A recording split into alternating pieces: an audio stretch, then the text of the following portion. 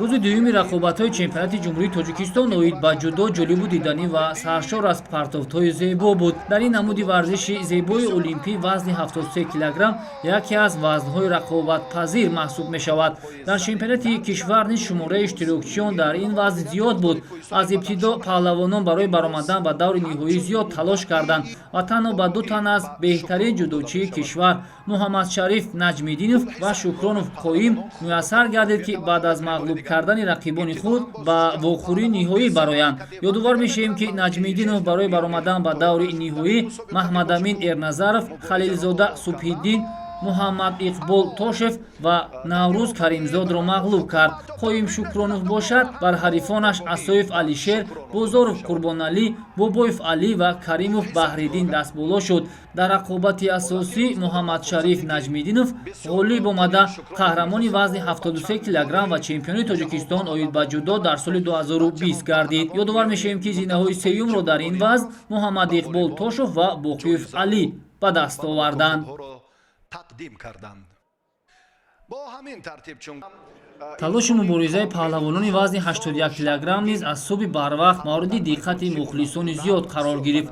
Дар ин рӯз дар вазни 81 килограмм диққати тамоми тамошобинонро рақобати ду ҷудочии муваффақ ва шинохтаи кишвар Ҳақназар Назаров ва бародари Муҳаммад Абдураҳмонов Оламафрӯз Абдураҳмонов ба худ ҷалб намуданд. Ҳақназар Назаров пас аз 4 пирӯзӣ роҳ пеш гирифт сӯи финал.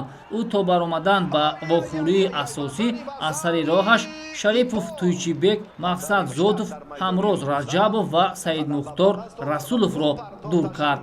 Дар мавриди Оламафрӯз Абдураҳмонов бошад, ӯ низ ҳунари волои гӯштингирӣ нишон дод ва ба монанди Ҳақназар бар 4 рақибаш аз ҷумла Дилолишо Аловатшоев, Саидшо Раҳматуллоев, Расул Саидов ва Амирҳамза Исломов даст ба гиребон шуду аз муваффақияти худ истиқбол кард. Дар рақобати даври тақдирсоз таҷрибаи Ҳақназар Назаров ба ӯ муваффақият овард ва тавонист ба рақиби панҷуми хеш дар чемпионати мазкур зафар ёбаду нишони тиллоро ба гардан овезад. Дар ин вазн медалҳои биринҷиро Ҳамроз Раҷабов ва Умар Расулов ба даст оварданд. Ба ҷоизадорону ғолиби вазни 81 килограмм низ дар вазъияти тантанавӣ медалу ифтихорномаҳо тақдим карда шуд. Дар нерӯсанҷии даври ниҳоии вазни 90 килограмм ду тан аз варзишгари маъруфи кишвар Ҷаҳонгир Маҷидов ва Комрон Карликов барои ба даст овардани унвони қаҳрамонӣ дар чемпионати ҷумҳурии Тоҷикистон оид ба ҷудо мубориза бурданд.